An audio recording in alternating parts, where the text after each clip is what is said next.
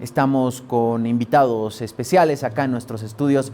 Nos acompaña Patricia Guzmán Cabello. Ella es politóloga especializada en política internacional y geopolítica. Patricia, buenos días, buen inicio de año. Muchas gracias por acompañarnos en este primer programa del 2026. Gracias, Diego. Bueno, feliz de estar acá con un tema complejo, ¿no? Hemos empezado el año, como decíamos, con esta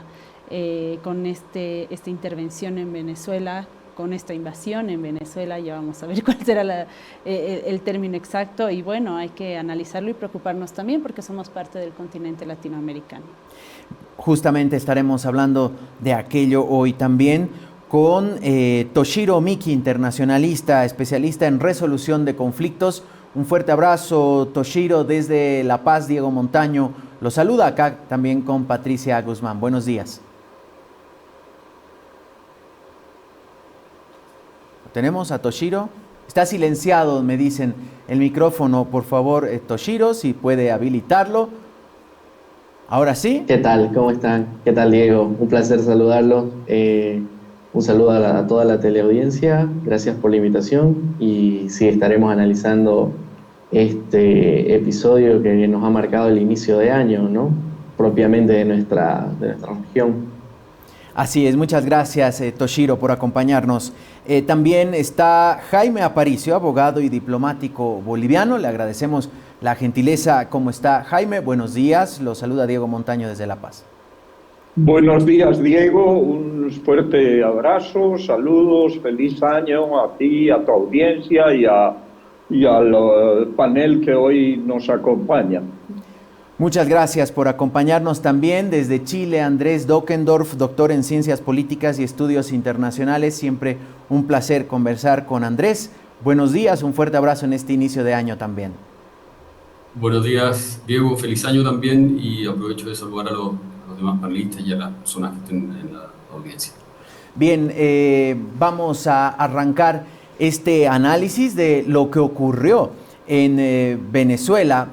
Finalmente, la información ya confirmada por parte del gobierno de Estados Unidos de qué fue lo que pasó a muy tempranas horas de la mañana del sábado, la madrugada del sábado, al ver estas imágenes. En este tiempo de inteligencia artificial y de tantas noticias falsas, claro, uno empezaba a dudar. Después se confirmó el operativo militar. ¿Fue una intervención? ¿Fue una invasión? ¿Cuál la mirada de Jaime Aparicio respecto a lo que ocurrió en Caracas este sábado pasado, que además de esas detonaciones derivó en el arresto, para algunos secuestro, de Nicolás Maduro? Jaime. Bueno, acá hay dos temas importantes. Uno es la operación militar en sí, que fue, digamos, desde el punto de vista militar, fue perfecta, impecable la acción militar, eso creo que no hay duda. Demuestra no solo el poderío militar de Estados Unidos, sino que estamos ingresando a una etapa en la que tanto la inteligencia artificial como la tecnología van a definir el poderío militar de los países. Esta ha sido una prueba de esa capacidad tecnológica de hacer operaciones de ese tipo, y eso va a cambiar muchas cosas en el mundo.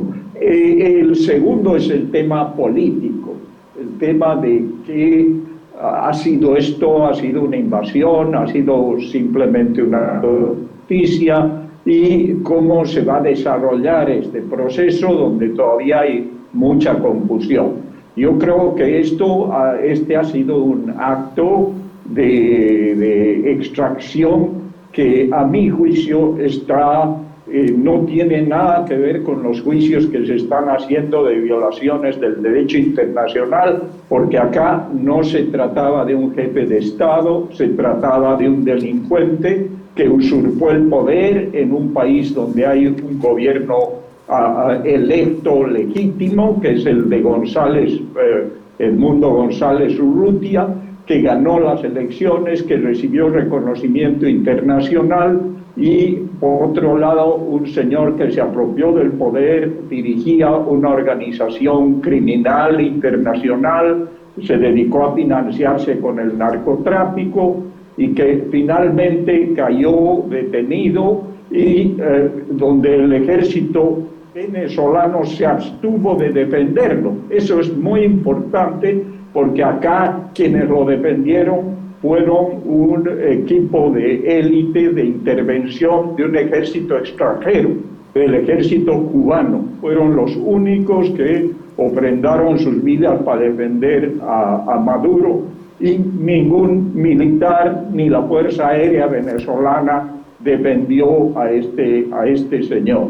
Yo creo que estamos ante un acto que está en este momento, es un acto que ayuda a la libertad, a la democracia en la región y a Venezuela, sin negar que hay y pueden haber elementos muy peligrosos en los próximos días, porque las declaraciones son confusas, no hay claridad de cuándo se va a instalar al gobierno legítimo de Venezuela. Hay por otro lado claros indicios de que primero tiene que estabilizarse el país, tiene que calmarse, hay bandas armadas, hay parte del ejército que todavía obedece a Padrino y a Cabello, pero todo esto se va a posiblemente disipar en las próximas semanas.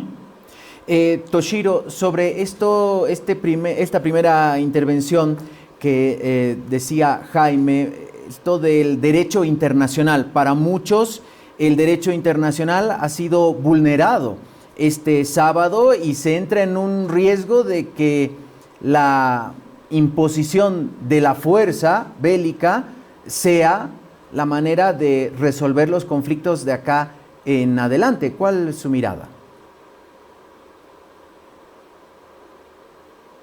Está desactivado el micrófono nuevamente de Toshiro. Perdón. Ahora sí. Perdón. Hay analistas que, bueno, hoy categorizan esto ya como una nueva gramática del poder, ¿no? Porque si intentamos hacer un análisis en base al derecho internacional, muy propio de lo que ha caracterizado nuestra época y el orden internacional establecido a partir de 1945, pues vamos a tener un error de diagnóstico, ¿no? Porque finalmente hay una violación al derecho internacional, porque básicamente las potencias entre Rusia y lo que ha hecho Estados Unidos actualmente, el derecho internacional está completamente violado, ¿no? No encaja en el análisis.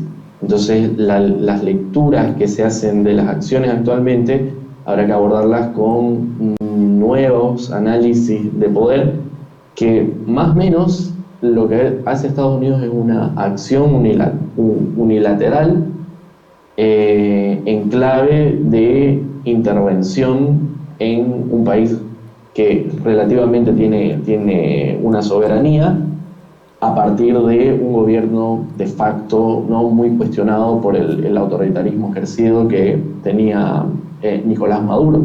Sin embargo, esto nos abre, por lo menos en el plano del análisis, una lectura de cómo las potencias se van a comportar en este siglo XXI y cuál es la propuesta de un orden internacional que ya no está basado en reglas de un orden multilateral, sino más bien acorde a la disposición del poder y de los intereses geopolíticos que ahora van a ejercer las potencias, ¿no?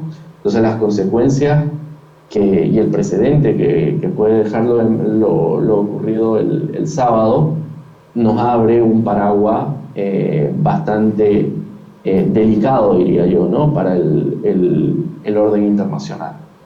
En estos precedentes se me ocurre, podría ser que, por ejemplo, mañana, por decir un ejemplo, Rusia diga, bueno, me hago cargo de Ucrania hasta que haya una transición, porque Zelensky está prorrogado en el cargo, no hubo elecciones, o China diga, me hago cargo de Taiwán hasta nuevo aviso. Ese escenario es el que se puede abrir con este tipo de acciones o con la conferencia, por lo menos, de Trump el sábado? Es que es justamente ese elemento lo que genera peligro y a través del cual también se tiene que analizar, ¿no? Si bien, hay una intención geopolítica de dominación de Estados Unidos, obviamente, en territorio latinoamericano, por eso ejerce esta acción militar, este operativo militar, también hay que ver que hay ahí una construcción de relato, de tratar de justificar esta intervención como si hubieran países más soberanos que otros. Eso no existe en el derecho internacional, eso no existe, ¿no? Todos los estados y países somos soberanos y podemos definir sobre nuestro territorio, nuestra política, etc. En ese sentido, justificar la intervención militar de Estados Unidos, el operativo militar, la extracción, como le quieran llamar, porque también hay ahí una construcción discursiva de querer limpiar el accionar, ¿no? Estados Unidos es una intervención, ¿por qué? Porque está interviniendo en un territorio soberano, efectivamente ha invadido, por lo menos por vía aérea, el territorio venezolano. Tengo entendido que las embarcaciones anteriormente no habían invadido, al menos es lo que indican territorio, pero hay pues un accionar militar y bélico que te abre la puerta a que algunos estados hegemónicos o en esta pugna del poder y del control y del dominio territorial quieran ejercer este dominio. No es de ahora, ¿no? Ha pasado ya anteriormente que Estados Unidos, por ejemplo, ha hecho un accionar similar en Irak. Vemos en qué ha terminado ahora. Y es lo que tú dices, este peligro de que otros estados puedan actuar de manera unilateral, violando por completo el derecho internacional, la soberanía, porque el único accionar bélico tendría que ser en defensa propia. Y esto no ha sido así, es decir, nadie estaba atacando a Estados Unidos y obviamente hay una construcción también del relato, del cártel, del narcotráfico y demás, pero cuando tú ves realmente otros cárteles de narcotráfico fuertes que efectivamente están actuando y Estados Unidos no hace absolutamente nada, ¿no? Además, es el mismo Trump quien sale a decir, a aclarar que su intención real es el petróleo en Venezuela, el manejo del petróleo en Venezuela. Entonces, esta lógica de que un Estado como Estados Unidos puede intervenir en cualquier otro no es real, ¿no? No está bien, está violando, vuelvo a decir, el derecho internacional, la soberanía de los Estados y nos abre una puerta peligrosa a que en otros territorios pueda continuar sucediendo lo mismo. Andrés, en Chile pasó algo, diríamos, anecdótico, porque el presidente saliente, Gabriel Boric, fue uno de los primeros en cuestionar la operación militar, y el entrante, José Antonio Kast, que en marzo estará asumiendo, tuvo una postura totalmente contraria. Chile, junto con Colombia, junto a Brasil, también a México y a España, dieron a conocer un comunicado conjunto rechazando estas operaciones de Estados Unidos y esta invasión a la soberanía de la región. Sobre todo pusieron énfasis en la región de paz que siempre se ha caracterizado Sudamérica, además de otros países como Rusia, China, Corea del Norte, Irán, Uruguay, Ghana, Malasia, Sudáfrica, Nigeria, Liberia, Burkina Faso, Malí, que han rechazado esta postura. En el caso de Francia, Emmanuel Macron ha dicho, no estoy de acuerdo con las formas en las que se llevaron a cabo, pero tenía que haber algo de aquello. Apoyaron la operación de Estados Unidos, Israel, Argentina, Ecuador, Paraguay, Perú, Bolivia, El Salvador, Panamá, Italia, Reino Unido y Alemania. ¿Qué nos está mostrando estas posturas de ciertos bloques, de ciertos países que han ponderado, diríamos, el sacar del gobierno a Nicolás Maduro, más allá de las formas, de cómo se hayan llevado a cabo, y otro bloque que condena la intervención o la injerencia extranjera? Sí, bueno, respecto al primer bloque, Colombia, Brasil, Chile, entre otros, hay una lógica de declaraciones, ¿no es cierto?, hace mucho tiempo, de tratar de centrar la política exterior en lo declarativo, en condenar, en tener posturas claras respecto a cómo se está conduciendo la política internacional por parte de Estados Unidos, la política exterior de Estados Unidos.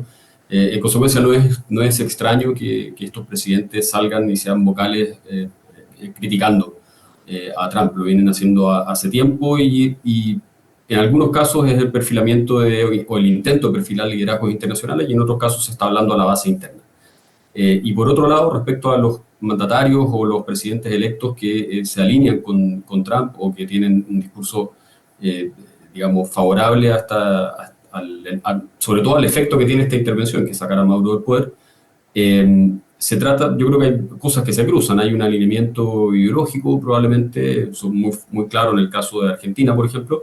En el caso chileno es menos claro, tengo la impresión, con Kast. Yo creo que en el caso chileno tiene que ver con el tema, cómo esto afecta, o el régimen, la dictadura cubana, venezolana, ha afectado, ha tenido un impacto muy fuerte en lo migratorio, y ese es uno de los principales temas de la campaña presidencial en Chile. Entonces, difícilmente Kast no podía celebrar el que de alguna forma algo distinto pasara en Venezuela, aunque no sabemos si esto va a derivar o no en una transición a la democracia. Todo indica que va a ser un proceso más bien largo.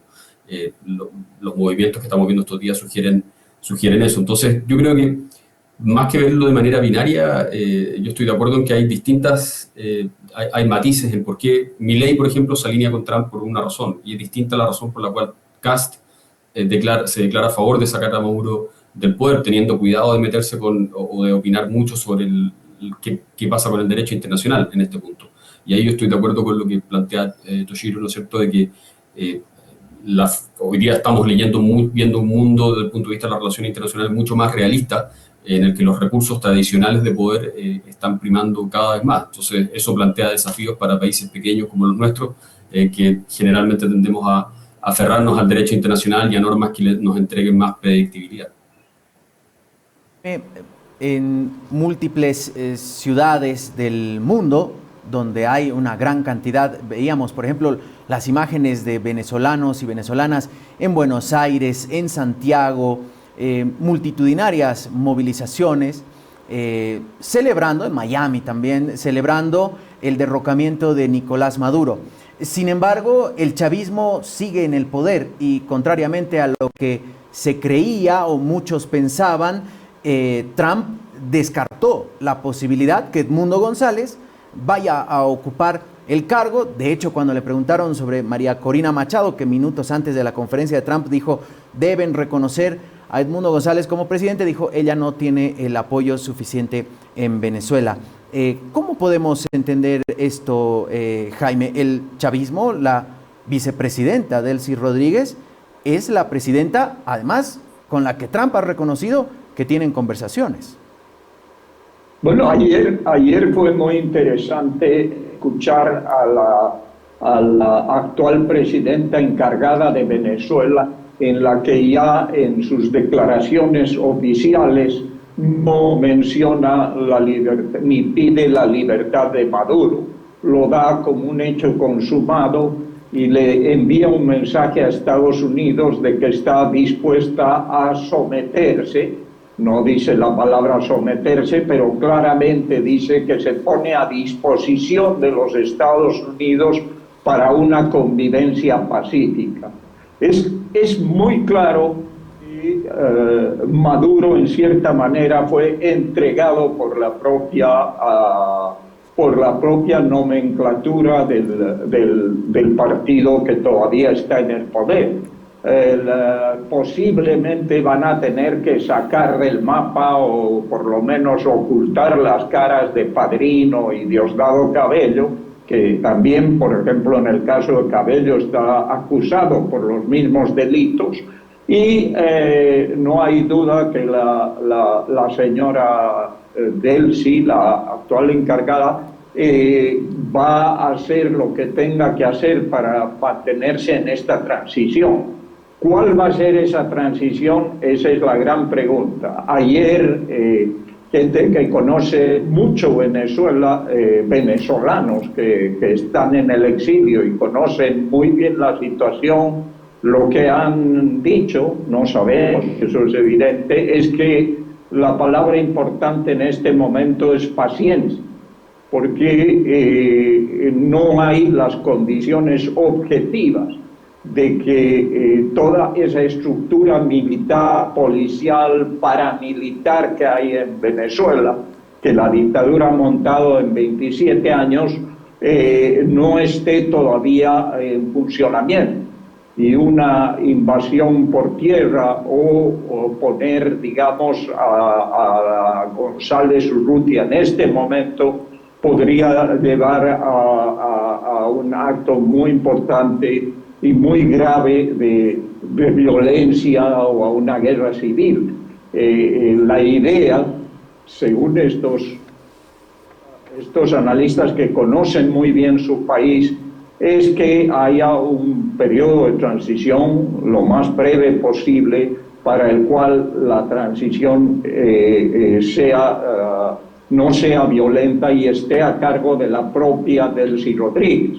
No sabemos si esa versión se va a dar, pero por otro lado acá el secretario de Estado Rubio está jugando su futuro político también en este tema, y yo creo que a diferencia de Trump, que está, digamos, su objetivo era extraer a Maduro, días antes estaba bailando y desafiándolo, y hoy lo vemos entrar encadenado a un juzgado en Nueva York, demostrarle a él, a su país y al mundo que con Estados Unidos no se juega. Entonces, ese tema, digamos, de la democracia, la restauración del nuevo gobierno, etcétera, no es una de las prioridades de Trump. Sí del secretario de Estado Rubio, que está haciendo la base de su política en Latinoamérica, es acabar con la dictadura de Maduro, con la dictadura cubana. Y bueno, en ese juego yo creo que Rubio va a tener mucha relevancia en lograr a que Rodríguez, imponerle a Delcy Rodríguez una transición hacia, sea el gobierno electo democráticamente de González Urrutia o, quién sabe, a nuevas elecciones. Una de esas dos salidas es la probable.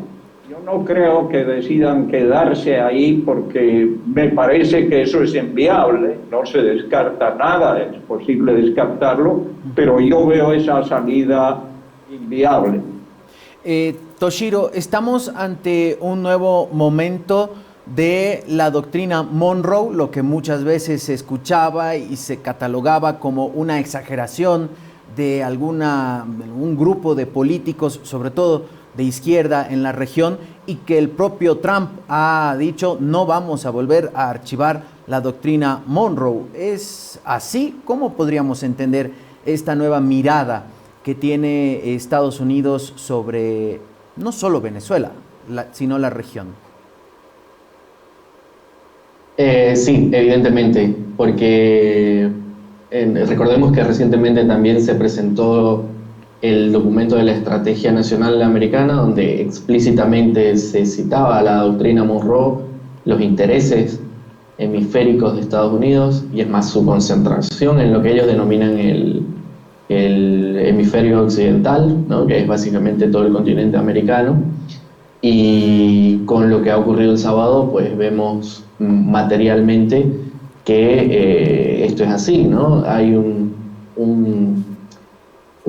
regreso a la doctrina Monroe, o lo que ya también se denomina la doctrina Donroe, ¿no?, por Donald Trump y la combinación con Monroe, o lo que es el corolario Trump también, ¿no? Donde el hemisferio occidental se vuelve estratégico para Estados Unidos. Hay una mirada geopolítica nuevamente al primer círculo estadounidense, que es México, Centroamérica y el Caribe, y evidentemente también una proyección al resto de Sudamérica. Pero hay que recordar que en el caso sudamericano siempre hemos sido un territorio en disputa, ¿no? O sea, entre ingleses y españoles en un momento, ingleses y estadounidenses en otro momento, en el periodo de la Guerra Fría también, estadounidenses y soviéticos, y hoy parece que entramos también en un periodo de disputa con China y Rusia también por detrás. Pero evidentemente hay muchos gobiernos que se están alineando a la agenda estadounidense y van a también tener una coordinación mucho más detallada y profunda en el futuro, ¿no?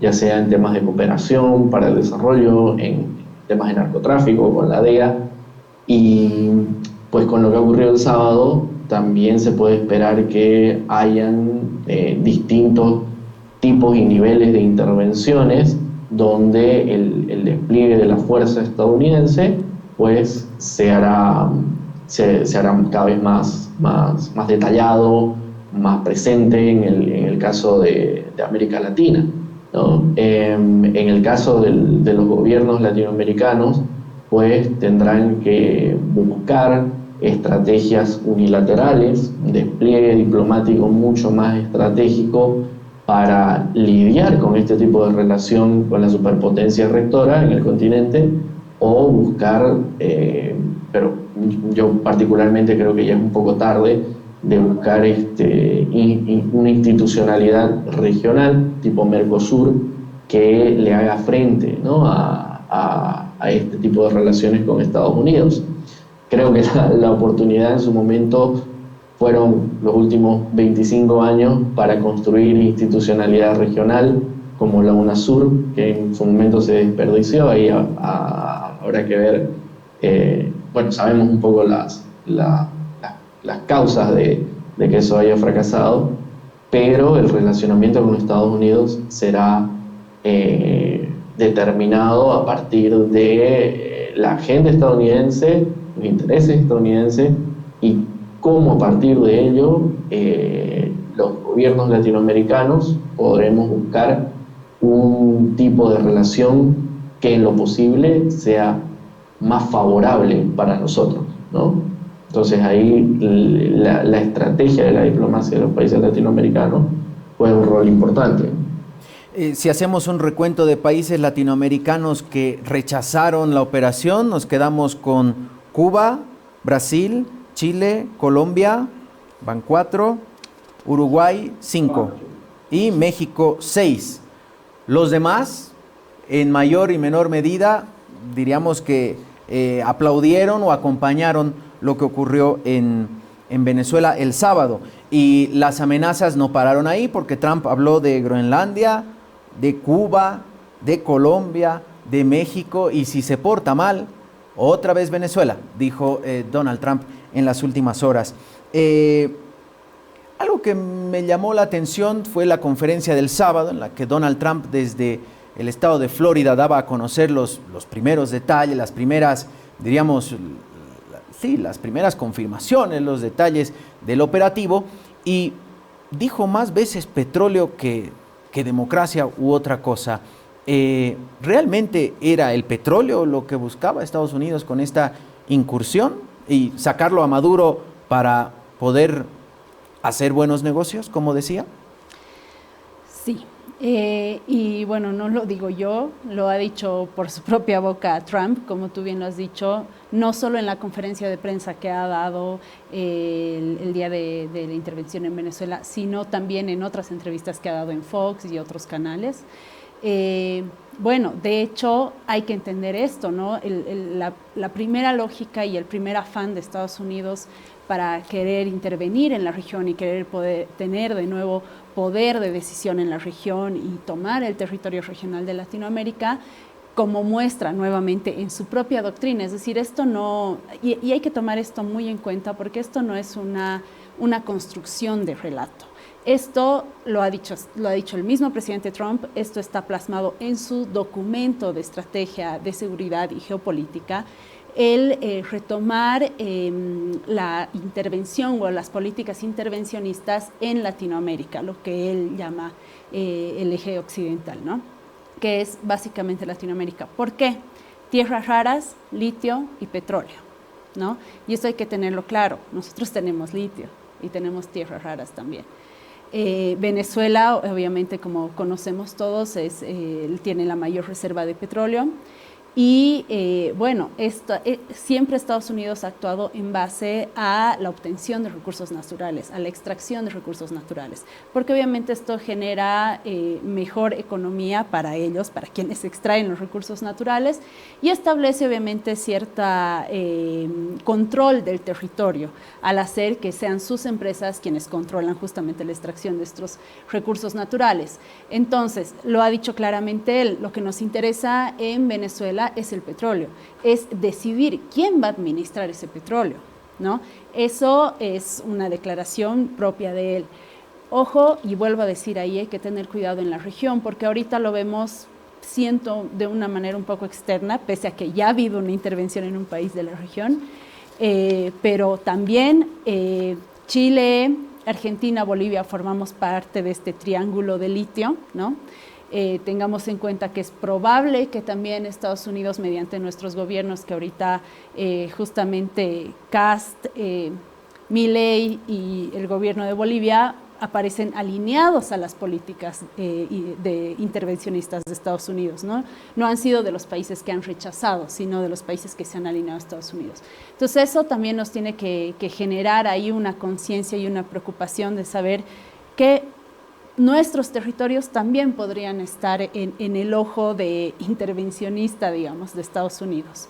Esto hay que tenerlo claro porque en su doctrina hay una política de avance, de retomar, vuelvo a decir, el control territorial de Latinoamérica, y la historia nos dice que esta retoma de control territorial no es pacífica, no trae democracia, no trae libertad, contraria a muchas construcciones discursivas que se quieren crear, sino más bien trae el control justamente sobre nuestros recursos naturales, el saqueo en algunos casos de empresas multinacionales estadounidenses o con quienes pactan, para obviamente subsumir más en la pobreza a la población y en algunos casos incluso generar conflictos internos, y esto hay que tenerlo claro. Es lo que decía la intervención en Irak, que ha dejado un conflicto interno, armamento, no ha traído para nada democracia, no ha llevado, perdón, para nada democracia ni libertad, sino un caos total.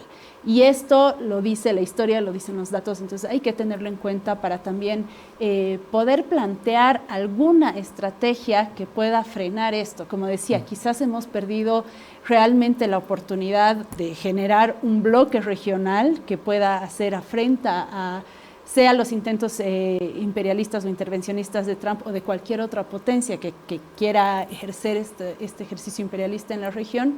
Probablemente no hemos perdido y ahora estamos más atomizados. Sin embargo, creo que hay que plantearse, sí, estrategias serias, al menos para poder frenar este intervencionismo que afecta a la población, a los gobiernos y a los estados.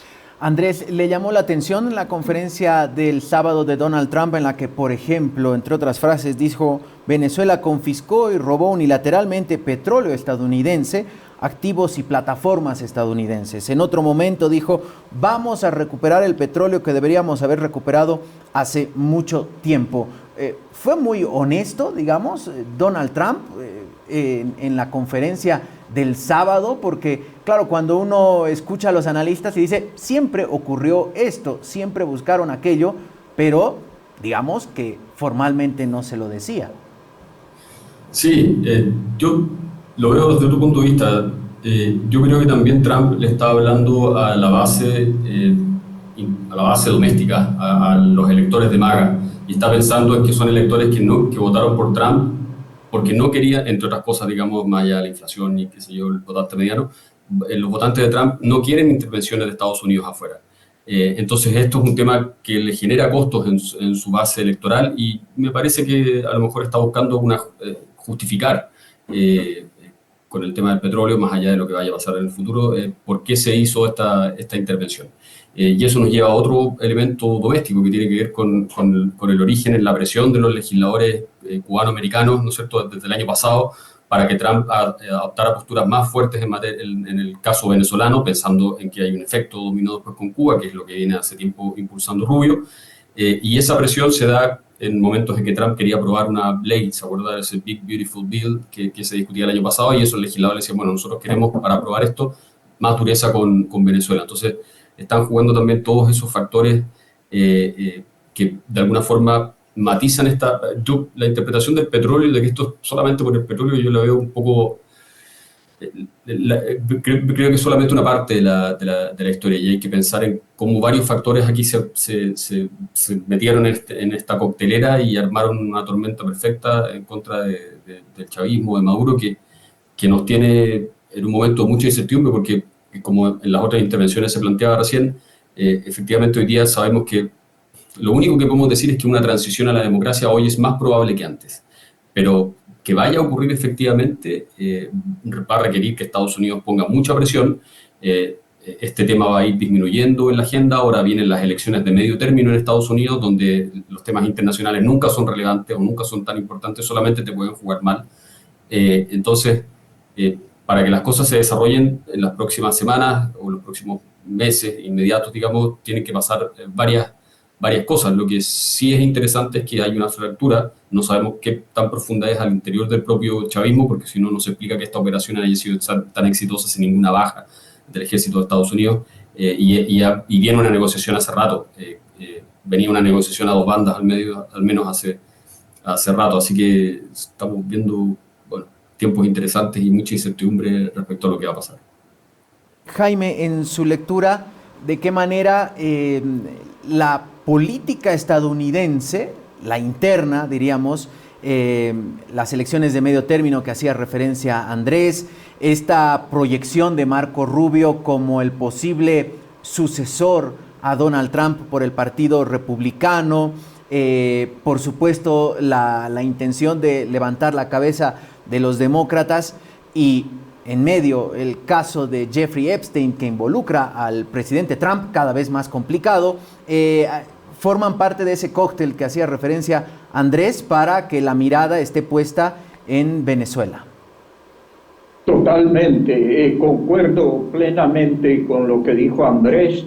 Este tema tiene que ver con la política interna más que con otros temas que podemos especular. Siendo realistas, hay en este momento en el gobierno de Estados Unidos dos grupos claramente definidos: el aislacionismo tradicional republicano, que se ha vuelto extremo con el movimiento MAGA, y que no quiere saber de intervenciones extranjeras, no quiere saber de que Estados Unidos gaste dinero o sacrifique vidas humanas interviniendo en otros estados o en otros asuntos, incluso entre Ucrania y Rusia, en los conflictos del Medio Oriente, etc.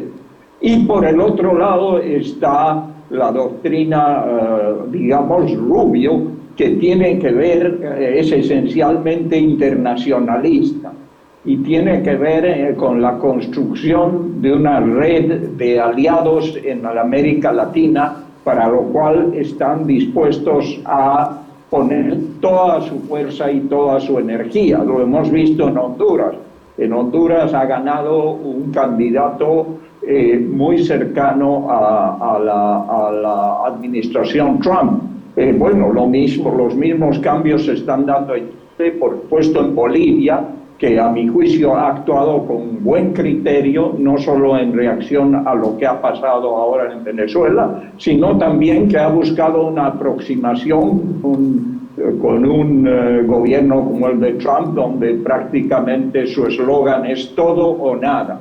Si eres amigo nuestro, vas a recibir beneficios. Eso lo ha dicho Rubio claramente. Y estos países alineados con Estados Unidos, hay 5 que no están, por supuesto, son los que han protestado contra esta extracción en Venezuela, pero también con ciertos límites. Es curioso que hasta ahora, por ejemplo, no hayan pedido una reunión de emergencia de la OEA, porque si supuestamente consideran que es una violación del derecho internacional, una invasión, hay un mecanismo que es la reunión de presidentes y del TIAR. Está vigente y que podría ser el canal para una reunión extraordinaria de presidentes, pero o no quieren ser susceptibles de represalias del presidente Trump, que tienen miedo, o tampoco quieren recibir, digamos, sanciones tarifarias a sus exportaciones. Entonces, aparte de las locuras de Petro, que son totalmente incongruentes sus declaraciones, algunas de México y de Lula, ellos también se han mantenido con un perfil muy bajo. Van a ir seguramente a Naciones Unidas, pero sabemos que en Naciones Unidas las resoluciones de Naciones Unidas tienen poco efecto o ningún efecto jurídico, y que el Consejo de Seguridad obviamente no se va a pronunciar. Creo que, como dijo Andrés, hay que ser realistas, ver cómo funciona el sistema de Estados Unidos y, algo muy importante, dejarnos de victimizar. Esa teoría de que Estados Unidos nos quiere quitar todo, de que somos las pobres víctimas de las cosas, hay que superarla, porque esa es parte de las tragedias que hemos vivido.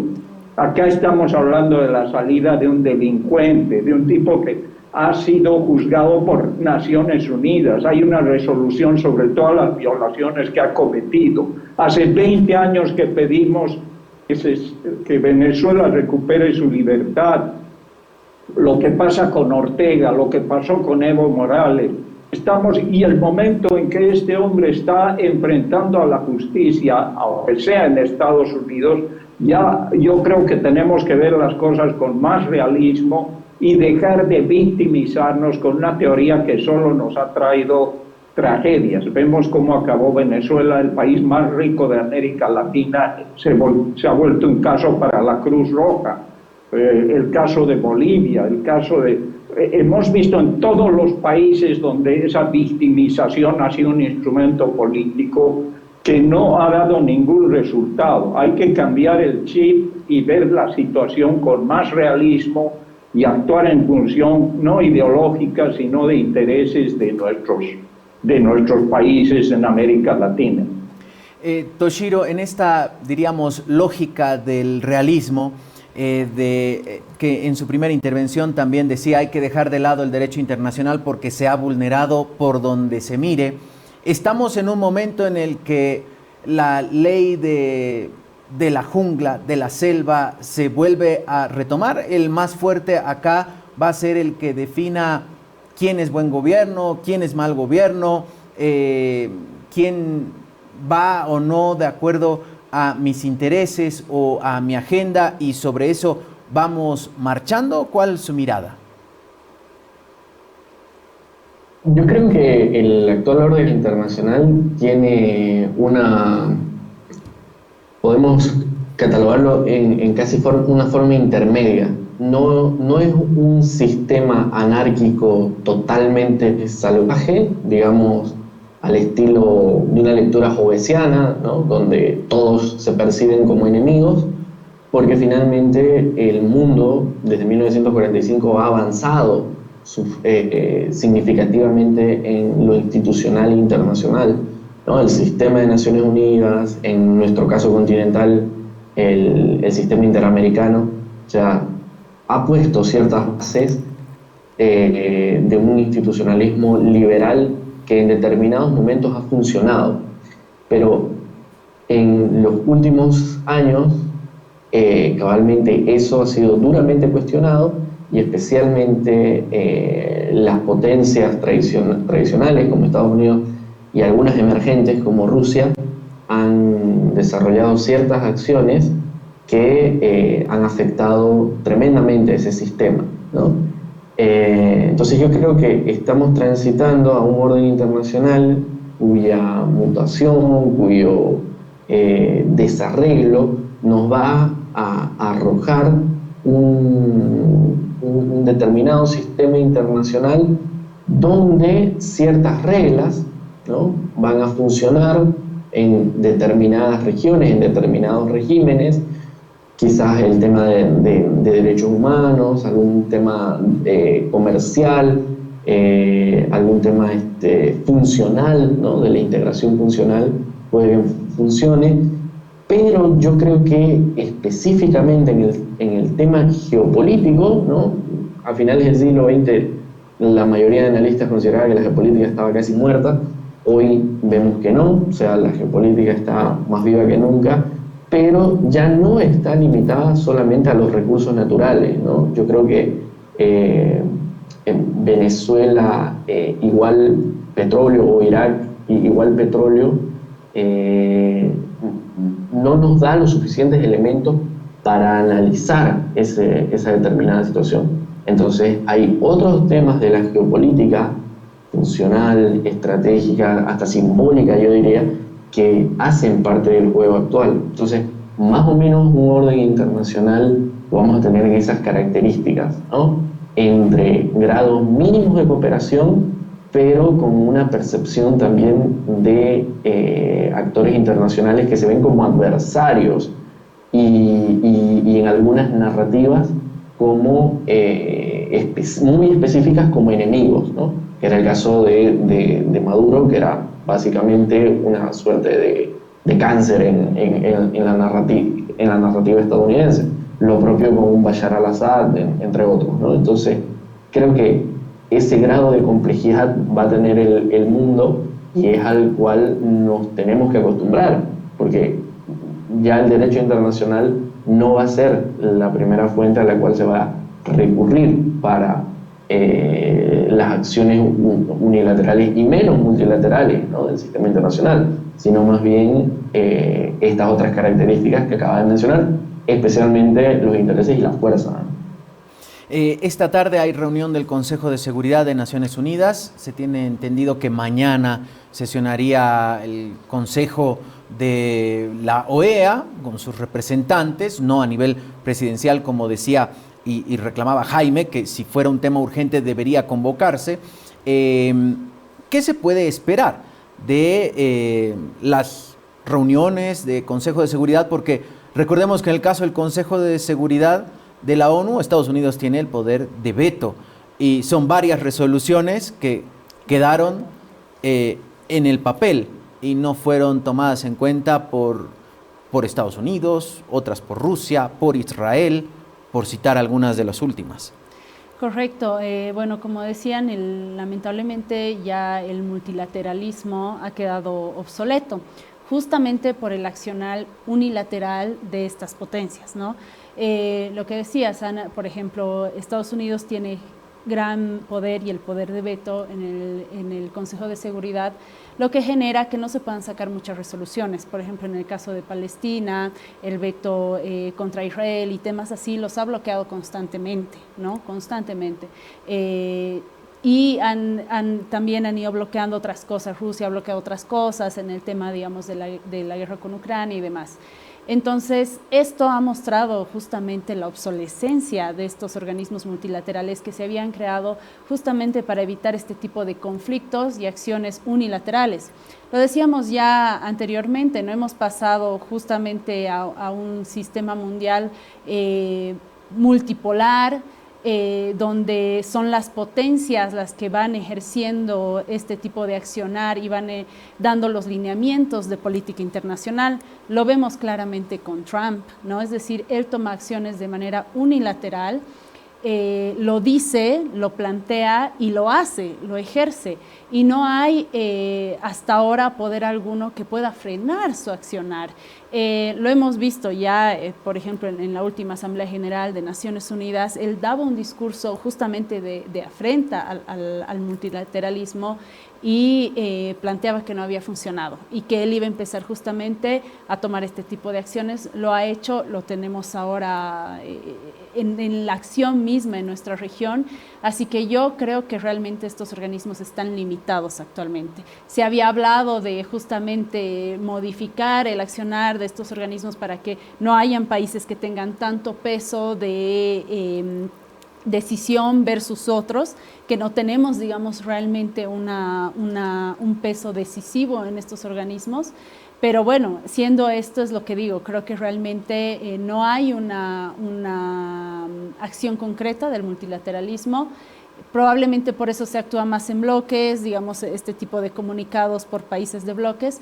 Y hay que tener en cuenta que, en particular, el tema de Venezuela, por ejemplo, genera diferentes posiciones políticas. Hay temas específicos que radicaliza posiciones, ¿no? Y que tienen posiciones que no van a encontrar probablemente un punto en común. En el tema de Venezuela, justamente es lo que decía, ya no alcanza solamente a analizar el tema del petróleo, analizar el tema del gobierno interno probablemente de Venezuela, sino también la construcción del relato. Vivimos en un mundo sumamente globalizado en el que las construcciones del relato, el primado negativo que maneja muy bien Estados Unidos en sus estrategias comunicacionales, ejercen también ahí una influencia en cómo toma la población y el mundo entero un tema tan específico, por ejemplo, como lo de Venezuela. Sin embargo, más allá de eso, más allá, creo yo, de estar o no de acuerdo con el gobierno de Maduro, hay un tema que es global, que es lo que decía, ¿no? El respeto de la soberanía, el respeto al derecho internacional, que bueno, vemos que también ya queda corto y un poco obsoleto, pero también el respeto a algunas normas que deberían seguir vigentes para evitar que estos países potencia puedan ejercer tanto dominio sobre otros países. Y no es una cuestión de victimismo, pienso yo, es una cuestión de historia, de historicidad, es decir, hay datos, hay sucesos históricos, y para evitar justamente que pase eso y que caigamos en el victimismo, hay que generar pues nuevas políticas seguramente exteriores, nuevos relacionamientos exteriores, tal vez dejar de generar esta sobreideologización de lo que es la política exterior. Efectivamente tenemos que entrar en un pragmatismo, pero entender, ¿no? Porque, por ejemplo, en este caso hay dos posturas que no se encuentran, pero ¿qué prima ahí? Como debería primar en general en el derecho internacional, pues la humanidad, ¿no? El cuidado de la humanidad, de las poblaciones, y bueno, creo que esto es lo principal, ¿no? A propósito de estas posturas que hacía referencia Patricia, Andrés, quisiera que nos comente qué se dice en Chile. Hemos escuchado a algunos analistas en Bolivia y es como que se entra en esa... también, por supuesto, este mismo análisis lo hemos visto en medios internacionales, pero se entra en esta dicotomía, ¿no? ¿Que es blanco o negro? No, estaba bien porque estoy en contra del gobierno chavista, por lo tanto está bien que haya hecho eso Estados Unidos. O la posición contraria, no, está totalmente mal porque es un gobierno legítimamente elegido. Y parece que cada vez es más difícil encontrar voces que digan, estábamos en contra de la lógica y la postura de Nicolás Maduro, pero también estamos en contra de la manera en la que se hicieron las cosas. Incluso mandatarios entraron en esta, no sé si llamar falsa dicotomía. ¿Qué se dice en Chile y cuál es su análisis al respecto en esta construcción del relato, Andrés? Sí, yo estoy de acuerdo con lo que planteaba Jaime hace un rato, y me parece que lo había dicho también Toshiro en algún momento. Entramos en una lógica donde el realismo parece primar. En consecuencia, las declaraciones van a tratar de balancear o han intentado balancear tanto los analistas que tienen sus preferencias, ¿no es cierto?, como los presidentes, los mandatarios, quienes conducen la política exterior, balancear estas dos cosas, algo que va en contra del derecho internacional, que es la acción de Estados Unidos, o que hace rato ya, ¿no es cierto?, que esto está quedando un poco atrás. Y por otro lado, que tenemos una dictadura, ¿no es cierto?, donde se han violado los derechos humanos por mucho tiempo, en la diáspora, una de las migraciones en tiempos modernos más grandes, probablemente en volumen, en magnitud, en la migración venezolana, más de 8 millones aproximadamente de personas han abandonado el país. En consecuencia, esta aproximación más pragmática o esta neutralidad activa, como lo han denominado algunos, va a tener que balancear este tipo de cosas. Es decir, tenemos una dictadura metida en América Latina, ¿no es cierto?, con todo lo que eso ha significado desde el punto de vista humanitario, político, económico, y tenemos también una intervención que desde el punto de vista del derecho internacional no se ajusta. Entonces, yo tengo la impresión de que al igual uno lo podría extrapolar esto a lo que pasa en la competencia de China con Estados Unidos y cómo los gobiernos en América Latina tienen que balancear eso. Acuérdense que ustedes, Milei, por ejemplo, antes de llegar al poder tenía un discurso muy crítico con China. Hoy día está pagando la deuda con los yuanes chinos. Entonces, haciendo el swap con los yuanes chinos y le sigue vendiendo la soja, etc. Entonces, yo creo que hay hay un balance que uno empieza a observar en estas declaraciones y que va a ser parte de la realidad política de aquí en adelante. Ajustarse a un rol nuevo de Estados Unidos, como lo mencionaban en las intervenciones anteriores. La nueva estrategia de seguridad de Estados Unidos anticipa este tipo de cosas, o sea, lo dejaron por escrito, que nos interesa y nos vamos a enfocar y nos vamos a jugar en el continente. Entonces, yo creo que hay que mirar esto con la perspectiva de ese tipo de documentos que nos está indicando para dónde va Estados Unidos, y América Latina va a tener que jugar con ese pragmatismo y va a tratar de tener que balancear, ¿no es cierto?, sus intereses y la nueva postura de Estados Unidos. Gracias. Hemos llegado al final. Quiero agradecerles mucho el tiempo a nuestros 4 invitados, a Patricia, que nos acompaña acá. Muchas gracias a Jaime Aparicio, abogado y diplomático boliviano. Un fuerte abrazo. Gracias, Jaime. Bien, creo que lo perdimos ya, Jaime. También a Toshiro Miki, internacionalista, especialista en resolución de conflictos. Muchas gracias, Toshiro. Un placer acompañarlos, como siempre. Para nosotros un placer. Andrés Dockendorf, también doctor en Ciencias Políticas. Muchas gracias a ti por la invitación, como siempre. Gracias. Desde Chile nos acompaña Andrés Dockendorf y Patricia Guzmán Cabello, acá en nuestros estudios. Muchas gracias, Patricia, politóloga especializada en política internacional y geopolítica. Vaya manera de arrancar el 2026, diríamos. Gracias, Patricia. Así es, gracias a ti, querido Diego. Y bueno, sí, realmente podemos ahondar en muchas aristas del análisis geopolítico de todo lo que está pasando, pero sí debemos parar las orejas en la región, como bien lo decían todos, y buscar la manera tal vez de salir mejor de esta nueva reconfiguración mundial, ¿no? Gracias, Patricia.